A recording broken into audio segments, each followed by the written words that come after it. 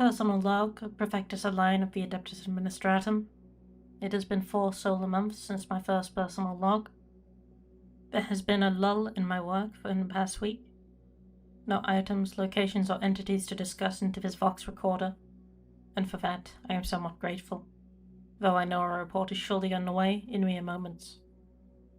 I do, however, wonder how it may be delivered to me. The pneumatic pipes to deliver the documents have been making the strangest noises. Rattling and banging echoes throughout my chambers, though for now it seems to have ceased. I wonder what the tech adepts are up to, what machinations they work upon high above me in the sorting chamber. I suppose I will find out as the report passes through the administratum systems. All in all, events seem quiet. The retinue returned from a voyage 12 hours prior, hence why I am to believe that there would be a document of some kind. I just don't know when it might arrive. There! Greetings, Prefectus Aline. I have documents for you. What? Oh, yes. Very good. Approach and hand it to me then.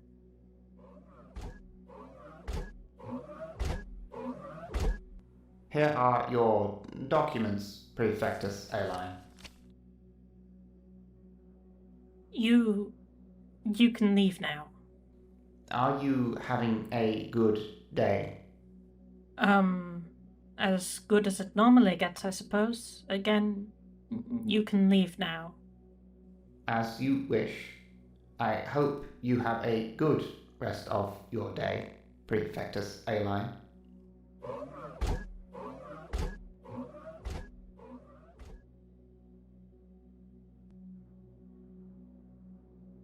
Continued personal log.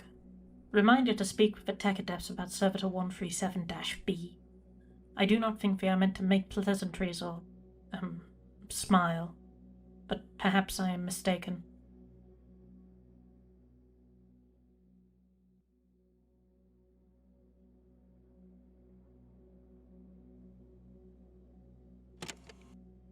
Report number 16 of objects and locations collected and surveyed. Beginning now.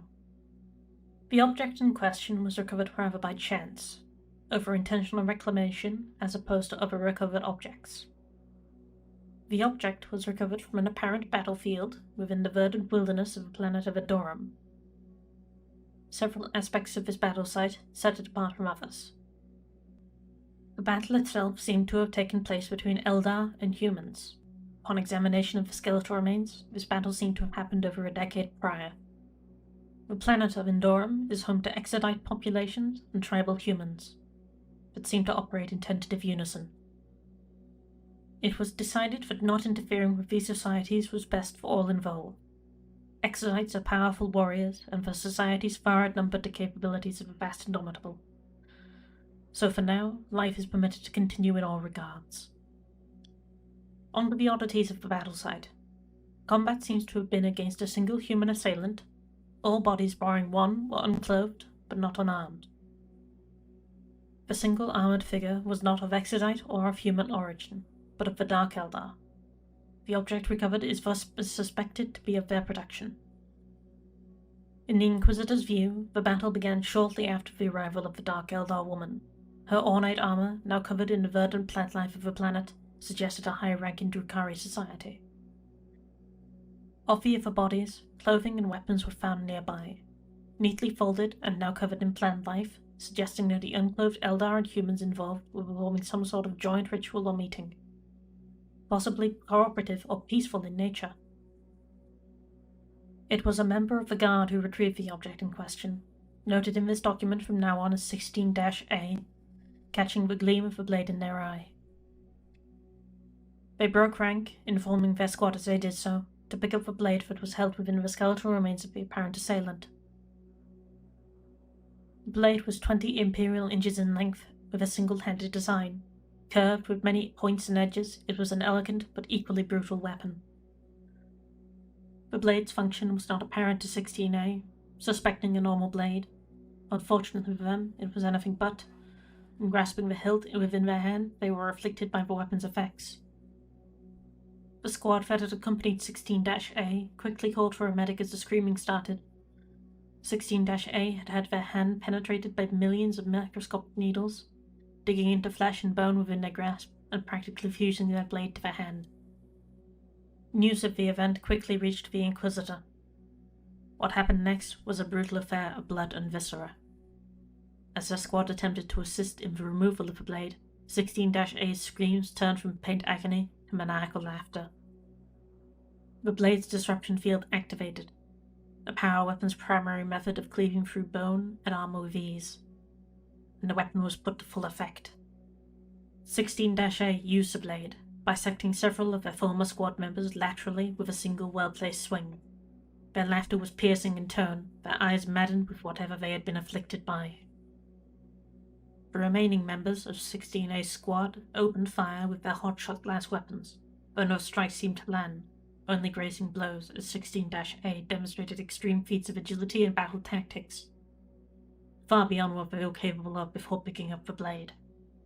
2 Sisters of Battle, members of a retinue clad in crimson armor, arrived and attempted to assist in the situation, opening fire with their bolt guns, thunderous weapons that promised to obliterate 16-A, assuming any shot landed upon them. Unfortunately, no shots did, and in fact, one bolt round was found to have been cut apart by the movements of the Dark Eldar blade in their hand, based on spectral analysis of marks upon the blade after the battle. How 16-A managed this, whether it was luck or a natural skill caused by the infliction, was unknown. All in all, 10 guardsmen were killed, and 1 Adeptus Sororitas was wounded before the intervention of the Inquisitor herself, acting with incredible speed comparable to 16-A. The Inquisitor grasped a bladed hand within her own power fist, and, utilizing her own physical strength and the power fist disruption field, removed the blade and hand from 16-A from their body. 16-A ceased attempting to assail other members of the retinue soon after this. Still laughing and seemingly undeterred by the pain of losing a hand, they were suitably detained and brought back to the ship alongside the blade that was to be analyzed in a secure environment. While still under detainment, 16-A was treated for their wounds. Their laughter persisted, but through it, in moments of apparent lucidity, they questioned the Inquisitor and her retinue, seeking answers, but questions none quite understood. It was decided upon completion of proper medical attention, 16-A would be interviewed before further treatment or termination. Upon the vast Indomitable, the blade was escorted by the Inquisitor herself to Research Complex 2. Tech adepts were personally warned of the danger involving a weapon and the potential for infliction by unknown means.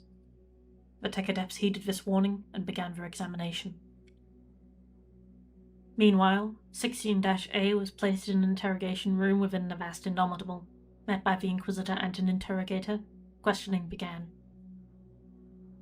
16-A introduced themselves through bouts of laughter as Malatrix, an Archon of the Dark Eldar species. When pressed on this, they admitted they mustn't much like it, being within a human body after all. 16-A asked the Inquisitor if she enjoyed the contraption, referring to the blade. 16-A explained that the blade's hilt contained a concoction of combat drugs, alongside an unarticulate poison designed to rewrite the brain of the afflicted.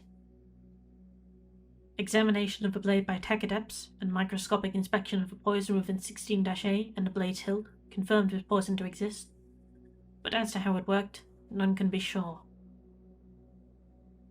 Under questioning, 16-A stated that the blade was their ticket to immortality. Anyone who picked it up would become Malatrix in essence, though they admit that in the end, the plan was poorly thought out. A project of passion without consideration for the realities of death.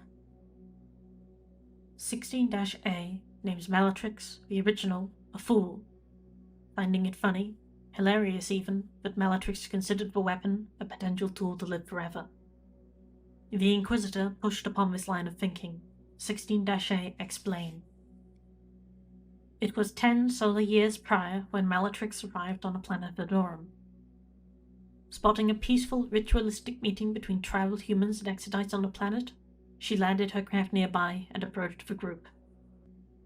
Looking across the disrobed group of Eldar and humans that stood before her, Malatrix picked a particularly powerful-looking woman from among the humans. forcing the blade into her hand and triggering the events as seen with 16-A. Screaming pain followed by maniacal violence. It was, however, to be Bellatrix's undoing, as the first victim of her blade was none other than herself. Pierced with the gore-churning barbs of the blade, she fell to the floor and watched as her last thoughts and memories were uploaded through a neural uplink to the nanopoison. She watched as her doppelganger slaughtered the Exodites and humans around her, laughing in her own voice, before eventually being slain by a striking Scorpion who had managed to draw their weapon and defended himself against the attacking woman. A mighty duel ensued. The soil slick red with the blood beneath their bare feet, a quietly whirring chainsword versus a mighty power blade. Strikes and blows were exchanged. Sparks flew through the air upon each clash, until finally, in a mutual pact of destruction, both the striking Scorpion Exodite and the afflicted woman fell to the floor. Bellatrix died of her wounds soon after, the last of her memories in the delirium of death uploaded to the poison before perishing completely. Giggling, almost sweetly, 16-A asked what was to happen to them. The Inquisitor informed them that they would be kept under observation for some sort of cure or aspect of recovery from the nanopoison. 16-A laughs, calling the Inquisitor naive if she thinks the human they reside within can be recovered. The Inquisitor replies, quote, "If a simple act of compassion is naive, then so I shall be." The Inquisitor further informed 16-A that if no cure or chance of recovery was found within an unspecified time frame, then 16-A would be executed. Ending this report, 16-A remains in quarantine within the medical facilities of the vast Indomitable, under daily observation via the medical adepts that can provide care for one such as themselves. They are not expected to make a return to the retinue, but recovery in some form is hoped for. Thus ends the report.